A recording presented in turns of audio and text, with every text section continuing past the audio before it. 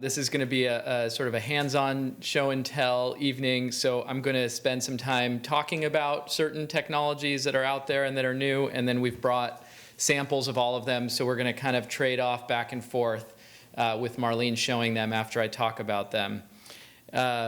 So really excited to be here and speak with you about this subject that I'm really passionate about. And Marlene and I are often bouncing back and forth in the clinic, teaching people about all of the latest things. So these are some of the companies that I've worked with over the years and my disclosures, and here are Marlene's. And so before we dive into showing things, just wanted to, I guess, get some shouting out from the audience. What technologies in the diabetes space have you heard about? What are you most interested in? So have at it. Libre, continuous glucose monitoring, more Libre, insulin pumps, all right, and Dexcom, good. All right, we're going to cover all of those. So the agenda for the evening is to start talking about connected insulin pens, which actually nobody mentioned, so that's great. So we're going to teach you a little bit about, this is still a new area. We will talk about continuous glucose monitoring and the various options. We're going to spend just a minute on some new digital coaching services that can help with diabetes, and we'll talk about insulin pumps and in particular closed-loop insulin delivery, which you may have heard about being called the artificial pancreas, but we're going to talk about where that really is and why we might not call it that. So how many people have seen something like this? All right, a few. So this is a diabetes logbook. So for years and years and years, we ask people with diabetes to write everything down so that we can help them understand what's going on with their bodies and manage the condition. So this means the doses of insulin that they're giving themselves, their blood sugars. People would write everything down. And so fortunately, just like everything else in your lives, we're transitioning to more modern technology and using the tools available to us and hopefully making lives easier for people. And so there is increasingly more modern software that shows you your continuous glucose monitoring tracing here and the insulin doses that you're delivering here. And as the patient, you may not actually have to extend any special effort to get this information in one place to work through with your physician or your nurse or your diabetes educator to go through and talk about it. So let's now look at where are all these data sources coming from and what's available. So starting with connected insulin pens. So these were actually first approved in 2016, but are really just starting to hit the market now. So for most people, you probably haven't really seen or heard about these yet. So for many years, you had to draw up insulin from a vial with a syringe and then inject it.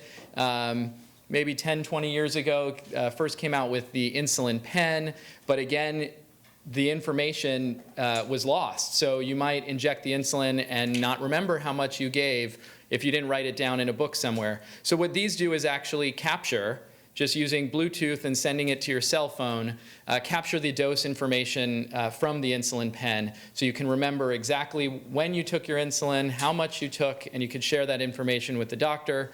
It also has a calculator in it so that your doctor can kind of put in what settings they recommend you use, how much insulin you should take with each meal, and you actually just calculate your dose before you're going to eat, so it can give a lot more flexibility. So we're going to show that here. This is an actual in-pen that we managed to get our hands on. It opens like that. There's a cartridge of insulin then that would fit inside. The needle would fit on the end of that, and then you would dial up your dose and give it, and it would record the insulin dose and the time on one of your apps on your phone. It'll also calculate the insulin dose for you if you have insulin to carb ratios and you have the formulas in order to do that. So that would be programmed into your pen. You would dial it up, take it, it would record the amount that you took, and it would track how long it was out there or the duration of the action of it. So it can be a really handy tool. Now the company that makes this is still a small company in San Diego, and it's a little bit slower for them to get out into the market, into all of the pharmacies. A much larger company, Novo Nordisk, is coming out with their version of this connected pen sometime later this year. So those will probably be in much more widespread availability. And so some of the advantages, if you've either yourself or with a loved one seen anybody struggle with some of these problems as they're giving themselves insulin, it can be very easy to forget to take an insulin dose, to give yourself 2 doses back to back. I left the house yesterday and forgot to turn the alarm off in the morning and woke up my wife and daughter, and they were not very happy with me. And just little everyday things like that can be very hard to remember. And so having something that actually reminds you and can help you with that can be super useful. So again, can help with dose calculations and drive the conversation with your doctor, because you actually will have, rather than the doctor saying, how have things gone the last few months, and you have sort of a general conversation, you can actually look at the information, the real information that's happened over the last few months and discuss it together. So it can drive much higher value visits with your clinical team. Okay, so let's talk about continuous glucose monitoring. So Marlene and I were talking about this the other day in clinic. So what have been sort of the life-changing new technologies over the years? So the first one was really the invention of fingerstick blood sugars in the 1970s and 1980s. So before that, there was some urine testing. So these are our typical fingerstick glucose meters. Still, it's a very painful and arduous process, can be expensive. Continuous glucose monitoring was first introduced in 1999. The early technologies were very slow, inaccurate, expensive, and so they're really starting to come into their own in more recent years, and we'll talk about some of those in a minute. And then closed-loop insulin delivery, or the artificial pancreas, was first introduced in 2017. So this was one of the first fingerstick glucose meters, called affectionately the guillotine. You could see why it might have been called that. And so I'm going to jump all the way from the guillotine, skip the last 20 years to what the most recent experience is, which is the Dexcom G6 continuous glucose monitor. So Marlene has that here. Do you want to talk about the... Sure. So this is the insertion device that puts the sensor under the skin. People do this themselves. The sensor then sits underneath the skin. A little transmitter sits on top of it. That information is then beamed over to your receiver, and it will show you what your glucose level is now, what direction the glucose is moving in. Is it going up, going down, staying flat, and where it's been in the last several hours. So you can also set alarms on here so that it will let you know if you're dropping too low, if you're going too high. You can share the information with a loved one that can follow your glucose readings as well as you. It's great for adults. It's great for parents who have children with diabetes who are at school. They can watch this from home and know that everything's okay, or that something wasn't okay, but it got fixed. So you're holding what looks to be a pretty large device in your, This tangible. No, in your left hand. What part of that goes up the skin? So, sure. You can't see it. You can't really see it. It's about 3 eyelashes thick and maybe 1/4 of an inch to a 1/2 inch long. That's what sits underneath the skin. This is then taped on the skin, and it sits flat on the skin. People wear it on their abdomen. You could put it on the back of your arm. And so it's got a pretty flat profile. That's what's actually on top of the skin. That gets changed every 10 days. Yes. Yes. So what goes under the skin is just a tiny little wire sensor that most people, and I've worn them as well, say they don't really feel them when they're wearing it. So yeah, the big chunky part sits on top. So you can see what a major change that is, right? So from going from pricking your finger all of the time, which is painful, only gets you one data point at a time, so you're getting one number. But in real life, as with everything in our bodies, if you remember back to your science classes about homeostasis, the body is constantly ebbing and flowing and trying to keep itself in balance, and your blood sugar is no different. So getting a single moment in time blood sugar is very different than Marlene was talking about, where you're actually seeing the ebbs and flows of your blood sugar over time, and it's much more information that it's providing you. And actually the newest ones are approved as accurate enough to not have to do finger stick calibration. So you can just insert it on, wear it for about 2 weeks, and not have to do finger sticks unless you suspect that something is wrong and that you're not getting an accurate reading. And I'll get into a little bit more detail about the timing. So how does this compare to the different ways you might measure your blood sugars? So many of you have probably heard about the hemoglobin A1C, which is the test that all of the TV commercials talk about and that your doctor may be asking you to get every 3 months. There's the finger stick blood sugars that we've talked about and continuous glucose monitoring. So how do we think about these differently? How do they complement each other? So the A1C remains the gold standard test. It's measuring 3-month averages of your blood sugars. And all of the studies that have been done, the clinical trials over the last several decades, have used that to predict the risk of diabetes complications. So it remains the test that helps predict your risk of diabetes complications. But it doesn't really give much guidance into how you're changing your medications, because you're just getting a 3-month average. And I'm going to show you in a moment how averages can be misleading. We've talked about finger stick blood sugars and continuous glucose monitors. So one of the other advantages of the continuous glucose monitors is that they can give you alarms or alerts. So if you're using insulin, you go to sleep at night concerned about whether you might get a low blood sugar overnight, the continuous glucose monitor can actually alarm and wake you up and prevent you from having a low blood sugar that you don't notice.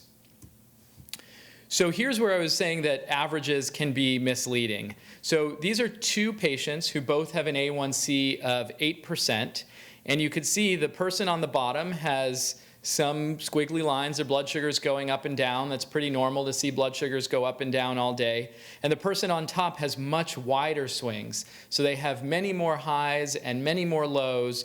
And so if you go in and you get just a hemoglobin A1C, you would never know that you might be having all of these highs and lows if you're only looking at the average. So this is one of the reasons that we think continuous glucose monitoring can be so impactful and so valuable, is to actually see the variations in your blood sugars over the course of the day and not just have an average.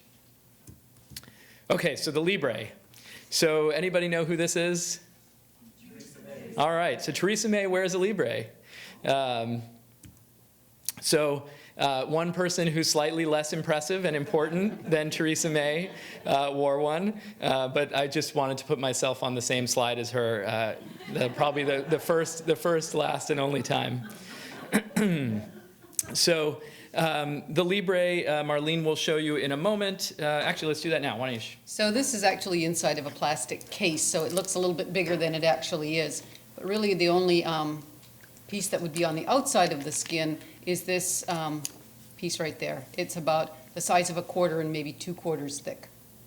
It goes underneath the skin. Most people wear them on their arm. It's got an insertion device that pops in. I've helped many patients put these in. Everyone says it does not hurt. Then you have your reader. And so when you turn your reader on, you can actually scan the Libre. So if I have my Libre on my arm, I scan it, and it shows me what my glucose level is now. It shows me the direction that it's going in. Is it going up? Is it going down? Is it fairly flat? And it shows me where it's been. The only problem with the Libre is right now it doesn't have alarms.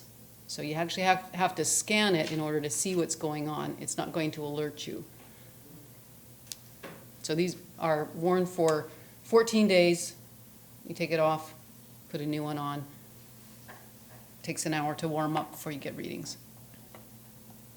And so to answer the question earlier about battery life and things like that, so the Libre actually doesn't have, it's disposable, so there's no battery that you have to worry about. With the Dexcom G6, there is a transmitter that gets replaced every 6 months. That's the transmitter.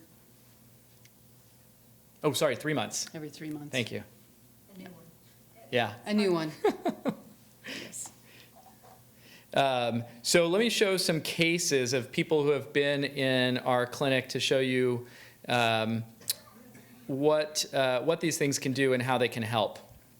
So this is a tracing from somebody wearing Libre. This was a 54-year-old who'd had a kidney transplant, takes some insulin, takes a medication called repaglinide to help lower the blood sugars.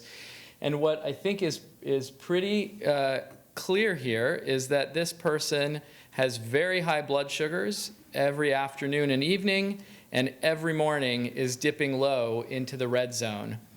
And so, again, thinking about if we were just to get an A1C, we might see the average and not actually know that that was happening. You could also imagine somebody doing finger sticks at different points in time. So you could get a finger stick here, maybe a finger stick here, and you might know that there was something wrong, but you wouldn't really get the same amount of information.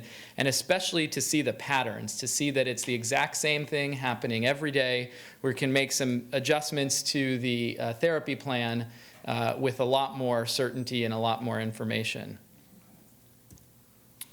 So here's another patient, a 70-year-old gentleman who has type 2 diabetes, takes a medication called Metformin, had a hemoglobin A1C of 7.3, taking a smaller dose of Metformin, increased that, was able to get the A1C to 6.5, cut down on his dessert, and he said, I'm never going to do finger sticks. So I convinced him to do a Libre. And here's what we found. So we saw that he was mostly having good time in range, 94% time in range. Average blood sugar was 121. And so some people might say, let's stop there. That's good enough. But if you actually look at the detailed data, something jumps out at you. And if you look one step closer, you can see another trend. So every morning, something happens called breakfast. Now, you got to eat breakfast, but it turns out, he said, oh, my breakfast every morning is a tall glass of orange juice and a banana. I heard cherry last week. Yes. So lots of carbohydrates in those, and his body was not able to really handle it well and was causing these blood sugar spikes every morning. And if you look actually before and after the spike, so if he had been doing finger sticks, as we usually tell people to do a finger stick before you eat, do one a couple hours after you eat, what we would have seen are blood sugars that don't look so scary. Blood sugars right around 100 before eating, around 100 after eating. People might say that's fine, don't change your therapy. But when you see that spike, you think, you know what, let's cut out the orange juice, let's cut out the banana, and he did and saw dramatic improvements. So how are people getting Libres in terms of access and cost? So for people on Medicare, they are requiring you to be on 4 finger sticks per day or on insulin.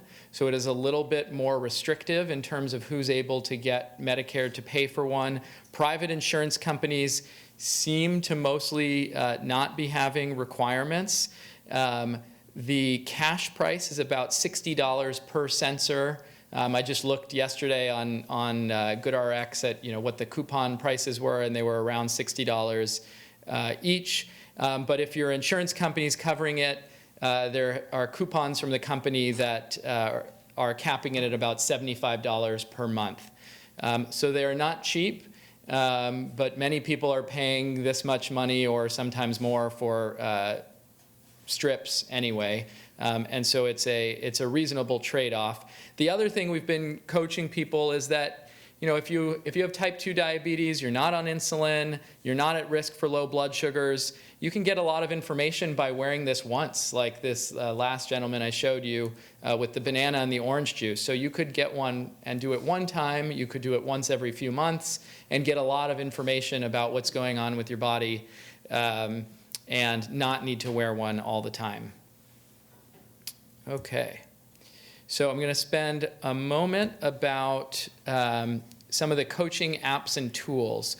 So there are a growing number of companies who are using digital technology combined with a coach in the cloud. So these are often people who they pay who may be located all over the country, who are diabetes educators or nurses or other clinical people who are text messaging with the customers or the clients and providing them some coaching. So every single one of these companies has a little bit different flavor. So some of them focus more on pre-diabetes, some of them focus more on diabetes, but essentially they're all going to give you either a scale or a glucose meter that's connected to the internet and connected to their coaches, and actually have someone for a monthly fee who's providing you coaching. Some insurance companies are paying for these services, some are not, so it's very much individualized at this point as to whether those are covered.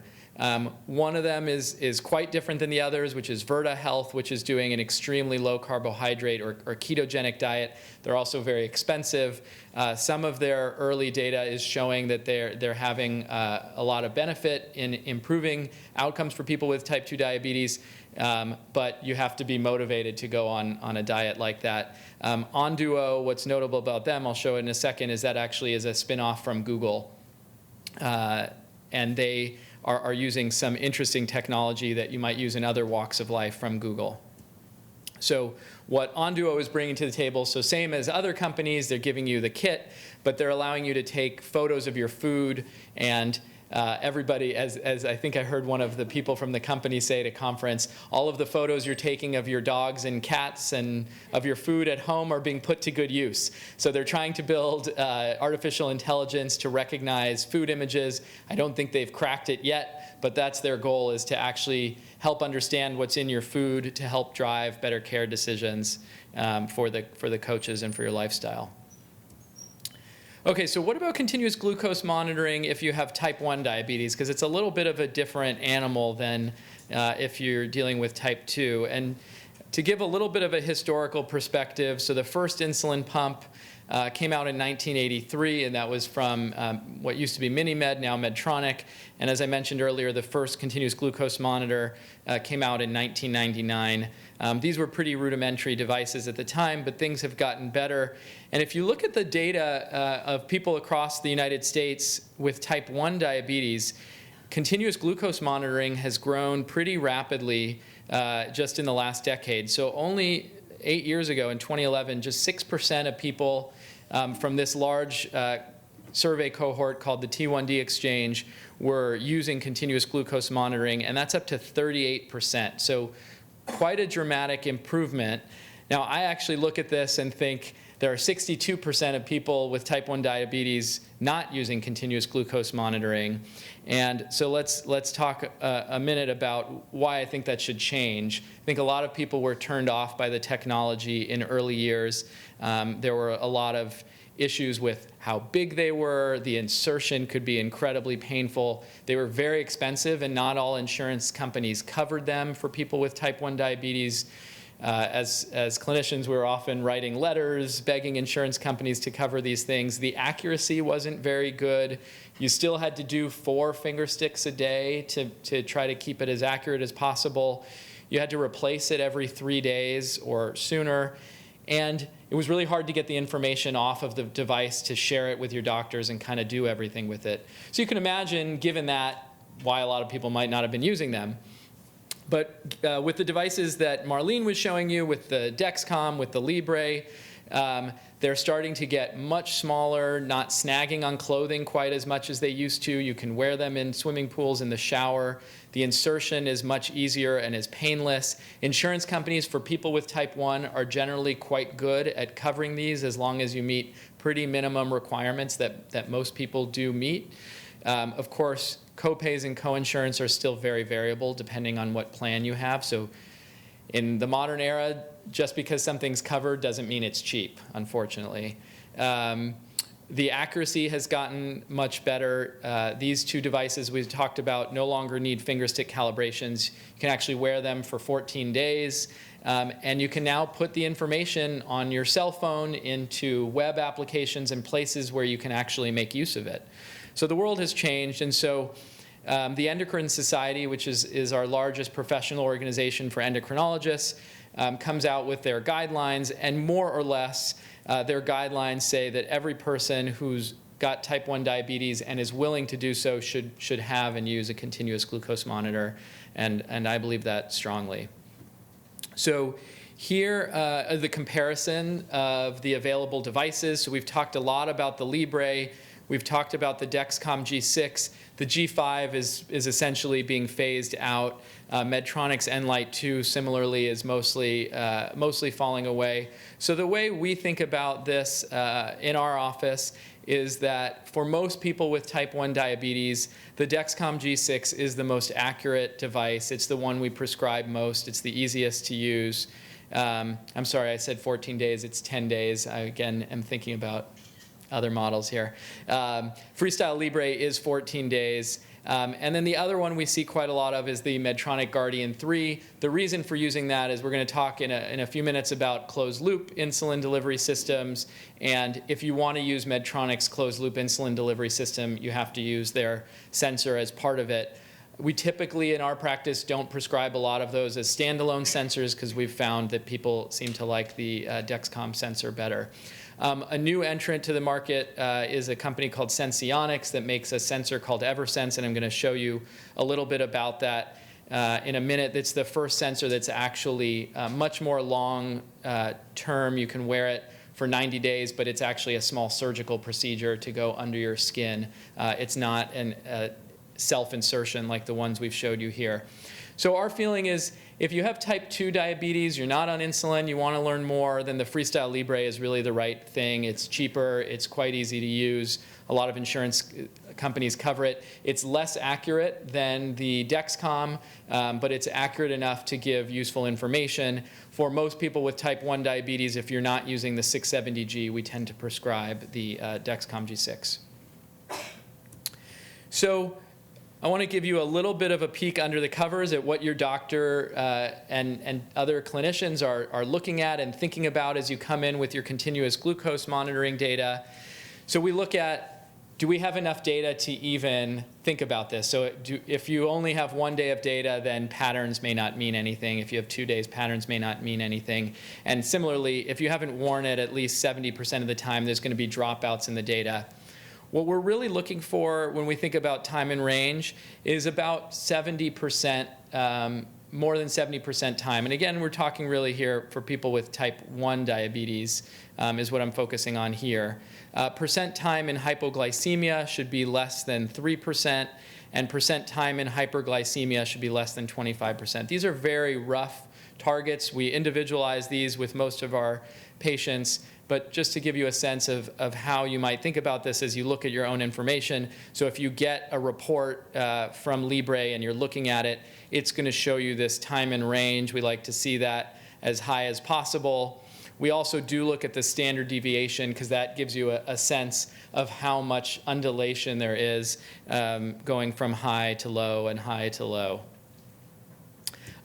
One cool thing, I actually don't have anybody who uses this, but I think this is showing the possibilities now that these technologies are actually connected to the internet in a way they weren't in the past. This company had a clever idea that they actually, just on if you have an iPhone, you can connect the Dexcom information into their app, and you can preset an emergency contact. So if you get a low blood sugar, it'll automatically send a text message or call that person. So all kinds of possibilities as these things start to become connected to the internet with what application developers can create. When you come see us in our practice, we'll probably sit down with you and talk through something like this, which you saw earlier, where we're going to pull in information from if you have these connected devices, we're going to pull in information from your pump or your continuous glucose monitor or your insulin pens, and we're going to walk through the data and try to use it to help guide your care in a more targeted way than we might be able to do with just an A1C.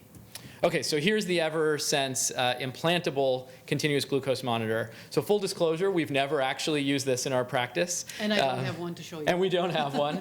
But these are out there in the world. There are increasingly some endocrinologists who are putting them in. We've just decided we haven't had enough demand in our practice yet to do it. But as you can see here, basically the doctor it's a less than 5-minute surgical procedure, but they use a device to basically insert it just under your skin, and they leave this small almost pellet that is the sensor under your skin, and it stays there for 90 days. You do still wear something above it. So these can go sort of on your flank and the small of your back or the back of your arm, and you still have to wear something on the skin above it to sort of read it and send the information, but you can actually take it on and off. So some people prefer that because they can actually remove the object on the skin completely so that there's no sign that they're wearing a continuous glucose monitor at all. Okay, so let's talk about insulin pumps and closed loop. So before we dive into this, why don't we do some show and tell with the pumps? So just to give you an idea of what's out there, there's really only 3 pumps available right now. One is the T-Slim, so this is a tandem pump. It is a touch screen.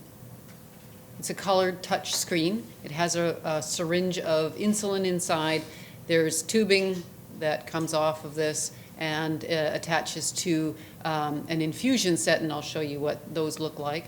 So this will team up with the Dexcom, and so you can see your Dexcom information on here as well as your pump information. Next, I'll show you the tubeless pump. So there's one pump on the market that doesn't have tubing, and to some people that's quite appealing. That's the Omnipod, and so this has a sticky backing to it.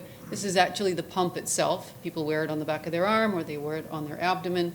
You fill it on the back, you fill it with insulin, and then it pumps through a little catheter that sits underneath the skin. You wear it for 3 days, you take it off, and you put a new one on.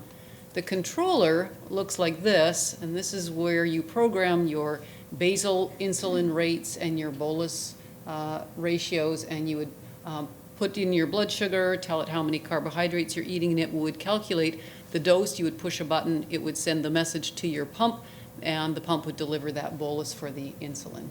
Right now, it's not integrated with any of the CGMs, but they're frantically working on it. And then finally, and Aaron's going to spend more time talking about the 670G, which is the only partially automated pump. This is, if you remember the slide of the first insulin pump, the MiniMed pump, this is the latest Medtronic pump. It has a place where there would be a syringe full of insulin and tubing that will come off of that will attach then to a infusion set that goes underneath the skin and delivers the insulin. This is programmable for your basal insulin. You tell it what your blood sugar is, just like the Tandem and the Omnipod, it will calculate the dose and will give it to you. This will work with the Guardian sensor, and Aaron's going to tell you more about how that sensor works. It's a CGM, but it works together with the pump to determine how much insulin to give. Last thing to show you is the infusion sets themselves. This is our example board, but an infusion set looks like that. It sits under the skin. It's put in there with a needle, but it's actually just a plastic cannula that sits under the skin. You can disconnect. I'm not trying to take the whole thing off. You can disconnect it and just leave that there if you wanted to go swimming or take a shower. If you wanted to be off of the pump for a short period of time, you could do that. This then ultimately is the tubing that would then attach to your pump. And so that's my pump here. So that ultimately then would be the setup for the Medtronic pump with the tubing attached to it. All right. Okay. So, yes. Yeah, that's a great question. So the question for people in the back was, do insulin pumps, we were talking about them for type 1 diabetes, do they also allow you to cover basal insulin or long-acting, or do they only have fast-acting insulin? And so the way an insulin pump works is that they are filled only with fast-acting insulin, but because they're pumping them into you continuously, you are delivering a basal insulin dose. So for people who are taking injections, they might take 2 different kinds of insulin, one that they inject once or maybe twice a day that covers what we call the basal insulin or basal metabolic rate and is covering you all through the day in sort of a flat mechanism of action. And then when you're going to eat, you cover yourself for your meals and the food you're going to eat with fast-acting bolus insulin. So with a pump, it's dripping in slowly, fast-acting insulin all day for the basal rate. And then you tell it when you're going to eat, you punch in, I'm going to have 30 grams of carb or 45 grams of carb or 50 grams of carb, and my blood sugar is 140, and it's pre-programmed with the calculations, and it will deliver a bolus just like you would be taking a bolus. So even though there's only one kind of insulin actually inside the pump, you are getting both the basal and the bolus insulin. Now, I will say that one of the risks of the pump is because you're not actually injecting basal insulin. You saw, Marlene showed you that there's long tubing and you've got a machine here, and as we know, machines sometimes do fail. And so one of the risks of the pump is that if the cannula site gets clogged, or sometimes the cannula bends, or the tubing can get clogged, or sometimes the pumps have mechanical issues, or the battery dies, the insulin might stop infusing or not be able to get into your body. And because you don't have long-acting insulin in your system, if you have type 1 diabetes, it can become an urgent situation more quickly than it does if you're taking injections. So they offer a lot of convenience for people. If you're an athlete, you can change your dosing quite variably if you want to. Whereas if you take an injection of long-acting insulin, you take one dose, that's it for the whole day. With these, you can change those basal doses up and down through the course of the day. So you get a lot more flexibility, and there's the calculator built in. So it's remembering all of the insulin doses that you're getting. It's helping you calculate. So there are many benefits to insulin pumps, but there are some potential downsides as well that you have to be aware of and at least be careful for if you're using them. Anything else you want to say about that? Yeah, I think it's another way of delivering insulin, and I think that for some people it's more of a convenience, but truly it's a way of delivering insulin. Now we have other reasons why people might want to go onto an insulin pump. People who never wanted insulin pumps before are looking at them again, and that's because of this closed loop interaction between the CGM and the pumps that can help to determine. It's often very difficult to really figure out how much basal insulin you need during the day, more during some parts of the day, less during other parts of the day. How do you adjust when you exercise? How do you adjust when you're working versus at home, not being very active? To have technology that could actually figure that out for you is really pretty remarkable. So people who weren't interested in pumps are starting to look at them again. Yeah, question here. So I should have mentioned that earlier. Thank you. So the smart pens that I showed earlier actually only do short-acting insulin. They don't do long-acting insulin yet. Maybe someday they will, but they've not done that yet. But it does mitigate some of the issues, or some of the reasons that someone might choose a pump over a pen was for the memory and the calculator, and the smart pens offer that. So for some people who might have chosen an insulin pump for those reasons in the past, there might be a little bit less reason to do it in 2019 than there was in the past. The only thing I mentioned Yeah. is that it mimics our physiology. Yeah, absolutely. So I mentioned the flexibility you get when you can use an insulin pump with the basal doses, giving you the flexibility to turn them on and off, and that does better mimic what the body does. So when we give you a long-acting shot of insulin, we are trying as best we can with the tools we have available to give you a basal dose of insulin that's going to last you the whole day. But in reality, the body doesn't work that day, right? You wake up in the morning, you get a surge of adrenaline when you wake up, and blood sugars often rise, something we call the dawn phenomenon. And with a long-acting insulin, it can be really hard to account for that. With an insulin pump, you can say, okay, I'm going to set my dose here for some part of the day, and then when I wake up in the morning and I know that I'm going to need extra insulin, I can increase the basal rate and just have it preset like that for every day. As a female, insulin resistance and insulin needs often change during menses and during the menstrual cycle, and so you can actually pre-program different settings and different profiles on the insulin pump to account for the changes you might experience before and during a period.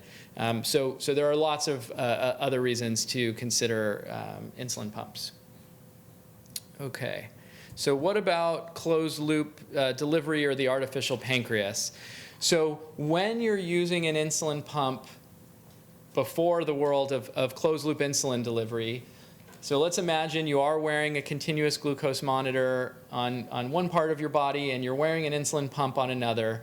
So the continuous glucose monitor is measuring your glucose level continuously, and you can use the pump to be delivering insulin continuously.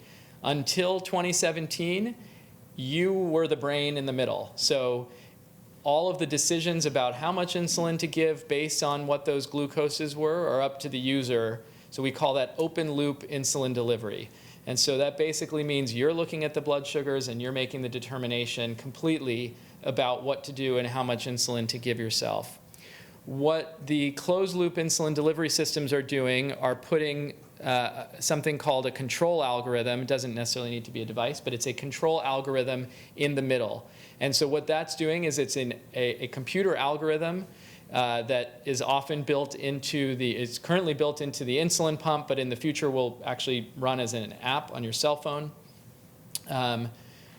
that knows it's predicting what your glucose levels are going to do. It's learning from what's happened over the last week, what's happened when it's given you a certain amount of insulin, how your body reacted, what your body's sensitivity or resistance is to insulin. You still have to, and I'll go into this in a minute, but you still have to tell it that you're going to eat.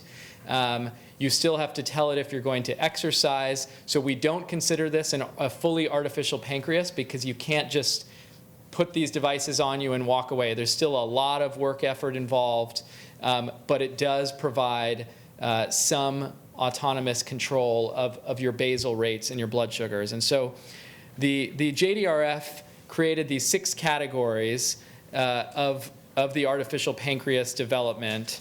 And I'll walk through what they all are, but I think oftentimes the media will say the artificial pancreas is here, and we have to kind of dial that back and explain what's really here and what it really means and what we really have. So stage 0 would be just an insulin pump on its own, with you making all of the decisions. Stage 1 we had many years ago, which is if the glucose level on the continuous glucose monitor got very low, the algorithm would say, I'm shutting insulin off. So it would just shut off your basal insulin if it sensed that things were going low. Stage 2 and what the company Tandem has currently and something called basal IQ is predictive low glucose suspend. So it doesn't just shut off insulin, basal insulin, when you go low. It actually predicts when you're going to go low and shuts it off, trying to prevent the low blood sugar from happening. What the 670G is really stage 4, and we call this hybrid closed loop. So 24/7, as long as everything is connected and working as it's supposed to, it is adjusting your basal insulin rates completely in the background without you making changes to your basal insulin rates. So again, you still have to tell it that you're going to eat. You still have to give it your carbohydrates before you eat. Ideally, you're still doing that before you eat to give your body the best chance of using the insulin well for your meal. But the basal insulin rates are adjusting continuously in the background. What we really want to get to is stage 5 and 6, and that's really when we're getting to fully autonomous insulin delivery. We're not there yet, and I would say we're still many years away from that happening. I'll show you in a minute. There is one company that is using dual hormone closed loop therapy, and I'll talk in a minute about what that is, but they're not available on the market now. So the best you can do right now is the 670G. Tandem will be coming out hopefully sometime in the next year with what they're calling Control IQ, which is going to use the same pump, but there'll be a software update to let you get hybrid closed loop that will be similar to what you're getting from Medtronic. So the way we think about using these devices today is really like bumper bowling. So they are pretty effective at keeping you out of the gutters. It is not, I took my daughter last weekend. You're not going to get a strike every time. So it's really important to have the right expectations. And I think the media says artificial pancreas, and people think, okay, it's solved. I can plug this thing in and forget about it. And you really can't. You still have a lot of work to do when you're wearing these. And so Gary Shiner, who's a great diabetes educator in Pennsylvania, put this slide together. And I think we've really found this to be true in our practice. The people who seem to benefit the most from the 670G are people who have relatively regimented lifestyles. If you have shift work that's very variable from day to day, one time working a night, another time working a day, it can be very hard for the algorithm to learn what your patterns are, because it's only remembering your last 7 days. This is not, it is advanced, but it is not so advanced that it's learning you forever and ever and ever and getting better and better over time. It's just remembering your last 7 days. And so if your lifestyle is erratic, it just does not work very well. There are still a lot of sort of little technical hiccups. It freezes and sometimes asks you for a blood sugar again and again. So you do have to be a little bit more on the technical savvy side to use it. A lot of people who use insulin pumps traditionally really like to be involved and hands-on and changing their settings and making changes, and we really like that and we encourage it. This device is really not great for people who want to be hands-on. It is, because it's adjusting things in the background, we find that people kind of fight it a little bit if they're too hands-on, and the algorithm's trying to do one thing and you're trying to do another, and it can be a little bit complicated. Anything else you want to? No, I think that's probably, we do find that some people are having no problems at all, everything's great, and other people are having all kinds of problems. Yeah. And some of the problem is, like Aaron said, things going on with the sensor, and it seems that it happens at night when people are trying to sleep, and they get alarm after alarm after alarm, and after they've been awake all night, finally it says sensor failed, and they have to start over again. So it's a little frustrating. But really, even the ones who are most frustrated will say that despite it all, it does a better job than what they were doing on their own. So I think there are some benefits, but it's going into it with the right expectations and not expecting that it is going to be a hands-off, because it's learning when to step in and when to step back, and that's probably the hardest part of it. Yeah. So who does what when you're using a 670G? So working with your clinician, you're going to set up the carb ratios, you're going to tell it how long you want the insulin to act for, and you still have to put in all of those manual mode settings like you might put in an insulin pump normally, because it does kick you out of auto mode, or sometimes the sensor fails, and so you have to have your regular manual mode settings in there. The algorithm does automatically determine your basal rates. Like I was saying, it automatically determines your sensitivity factor, and the target is preset at 120 milligrams per deciliter, unless you tell it you're exercising, when it sets the target to 150 milligrams per deciliter. So again, for people, there are people who want really tight blood sugar control. They always want to be 85. This is going to make it impossible, because it's going to be trying to push you higher towards 120. As the user or the patient, you still have to do 2 to 4 finger stick calibrations per day for Medtronic's sensor. So unlike the other sensors, they still do require finger stick calibrations. And again, you still have to tell it if you're going to eat and how much, and put in finger sticks for correctional boluses. There are also some features that people like to use in their insulin pumps that are no longer available. So you can't set a temporary basal rate, or some people will do something called a square wave or a dual wave bolus with an insulin pump, which is if you're eating a very high-fat meal and you can no longer have that level of control when you're using the closed-loop system. So here's what it's doing in action, and I want to take a minute to kind of show you, because I think this is really fascinating. So on top here, you're looking at a continuous glucose monitoring tracing from a 670G user. Each of these dots are their finger stick levels, and everything else is from the CGM. What you're seeing below here in the purple are their insulin boluses. So this is telling it that you're eating 30 grams of carbohydrate, and it's going to give 4.3 units of insulin. But what the 670G is really doing are these pink spikes here. So this is the algorithm changing basal insulin rates, turning it on and off and on and off in a very pulsatile fashion based on, so this is the person, let's see, that's middle of the night. So here we are. So midnight to 6 a.m., you can see that the basal insulin is kind of going on and off, and it's keeping the person in a relatively stable blood sugar range, which can be really hard to do. And then here they ate a meal, they took a dose of insulin, maybe it wasn't enough, the blood sugar got really high, and so in trying to compensate, the algorithm said, whoa, we're going to turn the insulin level way up, we're going to try to bring the person back down, and sure enough it did, and then it shut itself back on, and then, shut itself back off, and then kept going. So there are many hassles and problems. This is the first generation device. As with any first generation device, there's lots of issues, but you can start to see the promise of how these things can be incredibly impactful, incredibly helpful, and as future generations come out, they're going to get better and better. So one thing I always like to show, because this is incredibly cool in the diabetes community, this is a woman named Dana Lewis. She and her now husband, Scott Lebrand, probably 5 years ago now, he was a programmer at Microsoft, and she was a woman with type 1 diabetes. And they decided, at the time there was no closed-loop insulin delivery system. So him being a computer programmer, he decided to try to hack her insulin pump. There's actually been a lot of newspaper stories about them now. So he did. So he actually wrote an algorithm. He hacked her pump. He took a small portable computer. They've gotten a lot smaller now. Now they fit in like a Tic Tac box.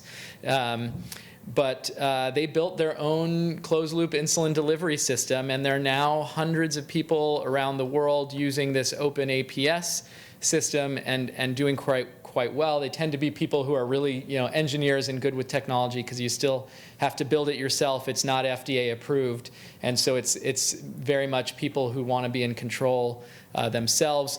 There then came another group of people who decided to take it one step further and built something called Loop, which actually is an iPhone app that allows you to control the closed loop system on the iPhone app. And there are thousands of people around the world, I think even hundreds in the Bay Area alone, who are using these and have really built their own closed loop insulin delivery systems. So what's been great about this is that I think it's pushed the industry, the actual manufacturers who make these things and get them FDA approved, to drive themselves harder and faster to make better technology, because I think patients kind of got tired of waiting and took matters into their own hands and really drove the industry forward. And I think it's a really inspiring lesson for people who have all sorts of conditions to push industry to do things better and better. So what else is coming in closed loop? So we mentioned that the Tandem closed loop has clinical trials that are ongoing.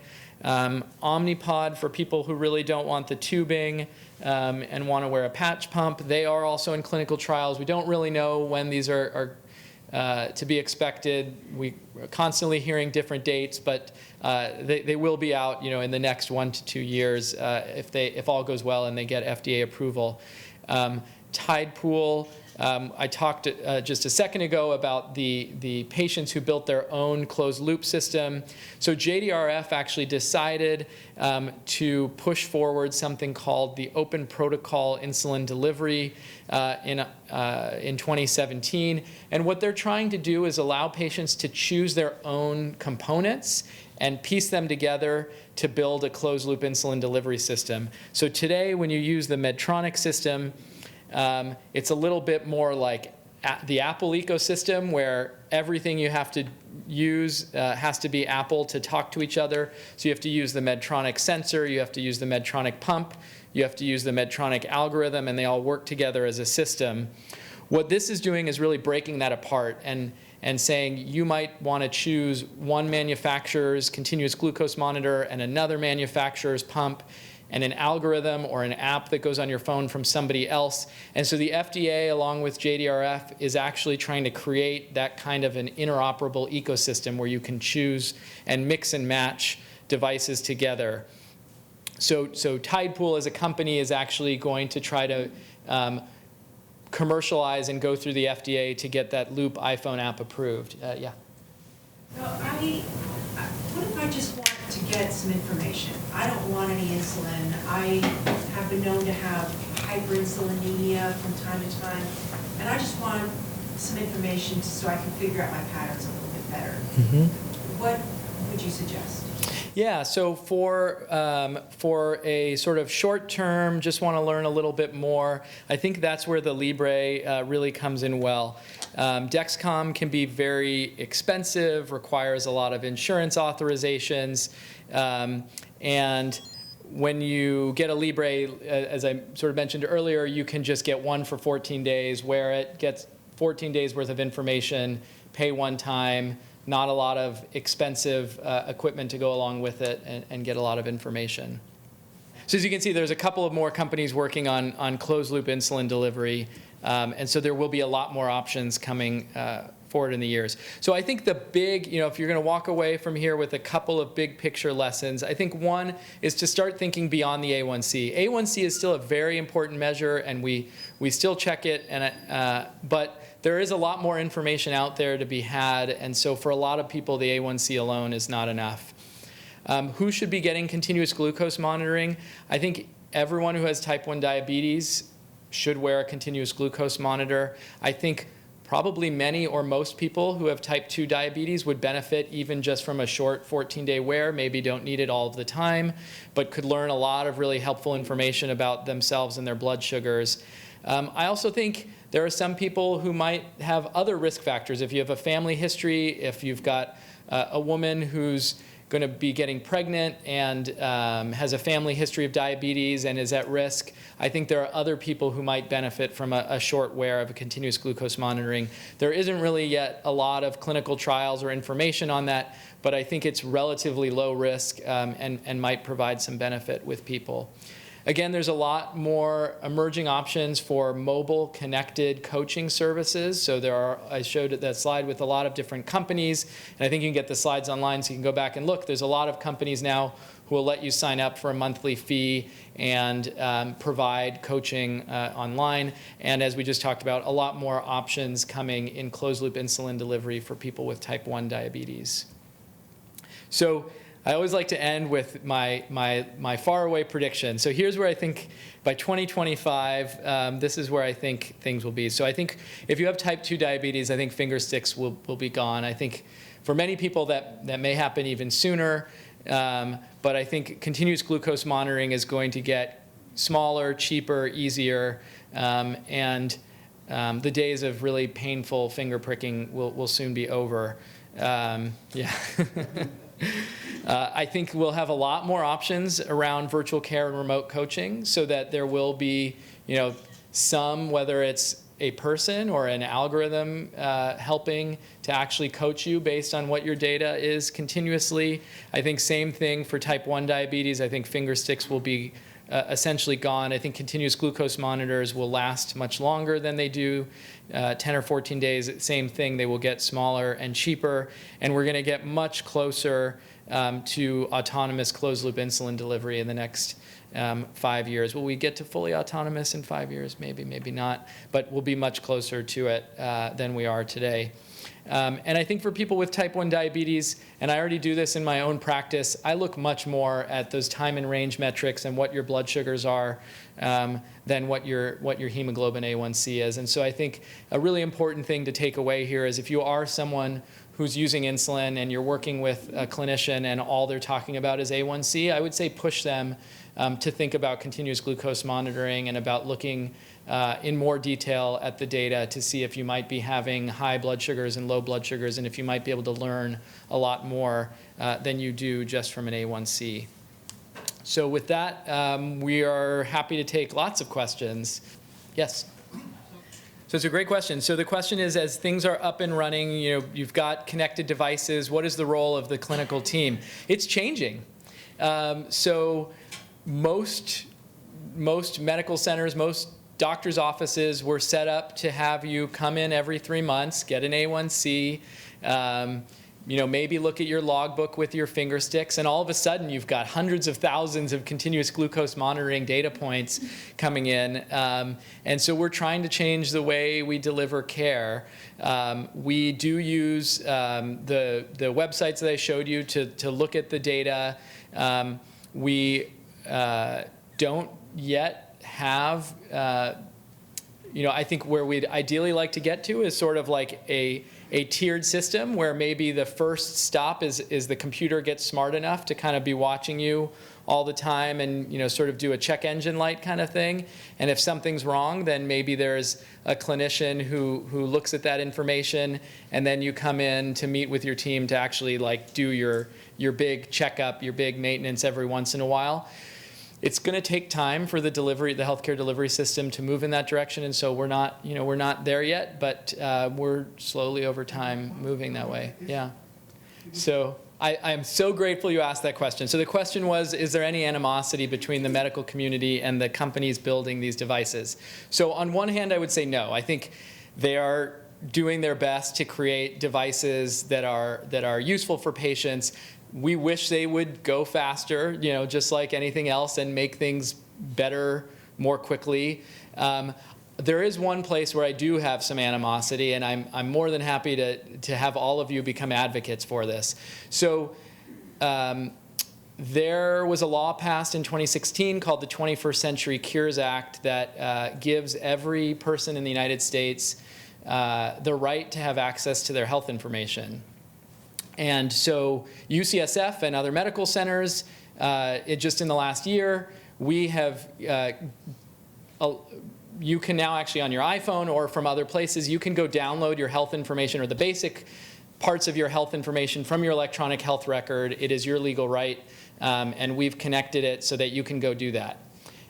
It is not the same for these device companies. So they are not under any, the law did not yet apply to them, so they're not currently under any legal mandate to give you access to the data from your device. So most of them will provide their own software for you to use and go look at it, but if you want to go use different software, if you wanted to pull it into something like Apple Health, or there are others, but Apple Health is really the largest one.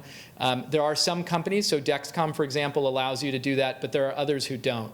And so I think it's important for everyone here to speak up about that. Write your Congress people and tell them that you think the 21st Century Cures Act should apply to the device manufacturers as well. Yeah. As a physician, how do you feel about the quality of data that these devices collect compared to a finger stick? Yeah. You have a certain, certain reliability that you are accustomed to. How do you feel about the devices? Are they reliable? It depends on the device. So they're getting better. So one of the slides I showed had a number called the MARD, and that more or less is showing you the error rate of the devices. It's how accurate they are compared to the finger sticks. A few years ago, those MARDs were up in the 13, 14, 15% ranges. They're now down to about 8 or 9%, so they're getting much better. One thing that's really important to say is that the continuous glucose monitors, because they're sitting in the subcutaneous tissue, they're not actually reading blood. So the finger stick is getting blood, and that is really the source of truth for what is your blood sugar. These are reading interstitial fluid in the fat, and there is a lag time. So a lot of times people come in and they say, I looked at my CGM number and then I checked my finger stick and they're not the same. And sometimes it's because the CGM may not be perfectly accurate, but sometimes it's just because there is a lag and it's expected. And so at the end of the day, the true number is, or the closest thing to the true number is a blood sugar. There are still a lot of accuracy problems, though, even with finger sticks. So finger sticks, remember, if your finger might have food on it, isn't perfectly clean. There are a lot of people who are buying strips off the internet, test strips off the internet that might, not be manufactured properly or might have sat in a warehouse that was hot. And so we've come to believe that finger sticks are perfect, They're really not. It's really a lab blood sugar is the gold standard. Finger sticks do pretty well. And CGMs are doing almost as well as blood sugars as a finger stick, but you're also getting so much more information that even if the accuracy is a little less good, I think it's kind of overwhelmed by how much more information you get. You wanna? I agree. I think we were so used to looking at these points in time of the finger stick readings. Now we're trying to refocus and look more at what's the trend and what's the pattern. Does this happen every day? Is this something that we could change? I think that we're kind of getting away from that single point in time. So Yeah. our minds are changing. The arrows allow prevention, so if you get arrows down on your glucose monitoring, you can essentially almost 100% prevent hypoglycemia. Is that too extreme? At least I can. So if you're paying attention to those arrows on your CGM, it gives, even if it's not actually precise, you can prevent impending low blood sugar, which Yep. is amazing. I Yep. mean, we've just never had that ability with points in time. So I also teach my patients to look at, they say all the time, oh, my finger stick said this and my CGM said this, is it accurate? And so you have to kind of relearn the directional arrows give you so much more information. So I'm reteaching people all the time about the meaning of their information. Yeah, absolutely. Because a blood sugar of 120 without, where it's predicting that you're staying the same is very different from 120 rising rapidly, is very different from 120 falling quickly.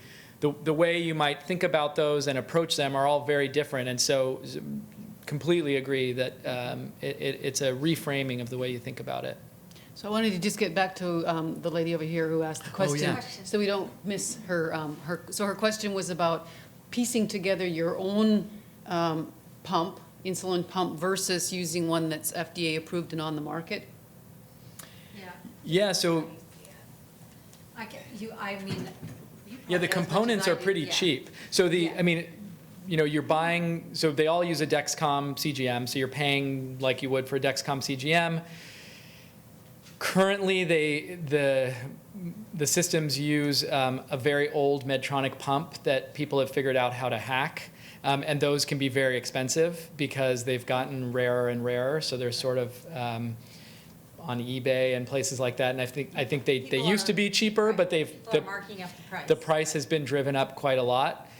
The components that sit in the middle are, I think, $100 or $200 for Riley Link, the Riley Link computer. It's like a tiny computer that are relatively cheap.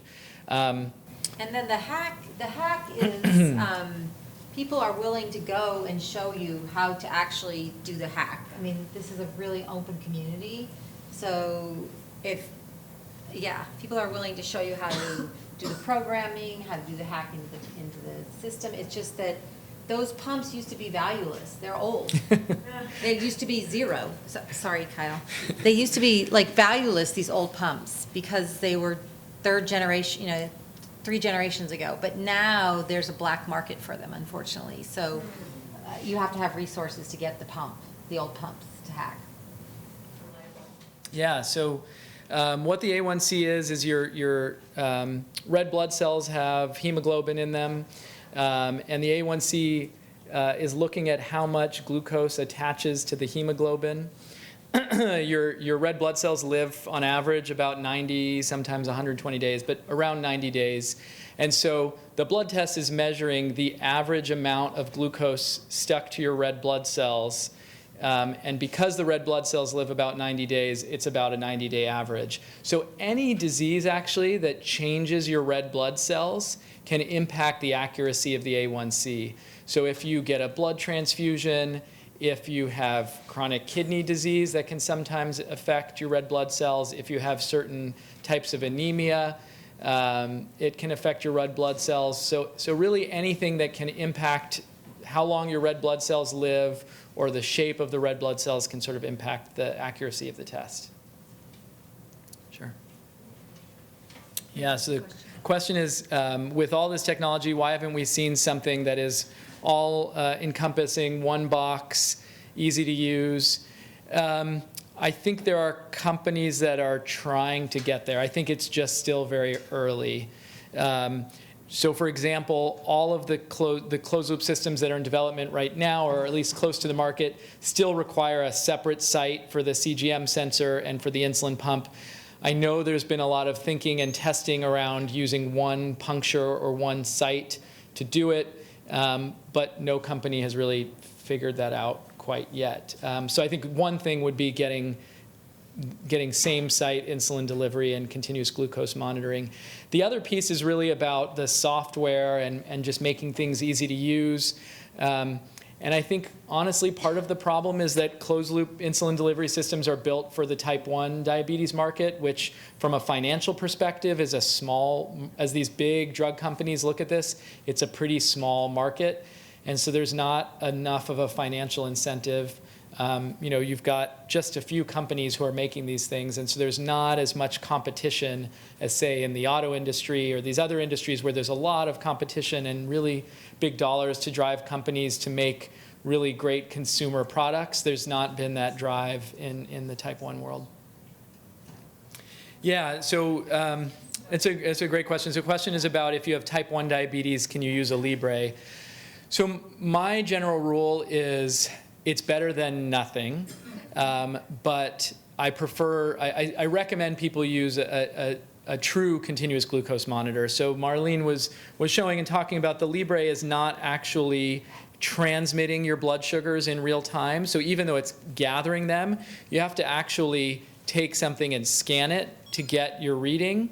And so one problem with type 1 is you might get a low blood sugar and not realize it. This often happens in the middle of the night, but it can happen during exercise and any time of day.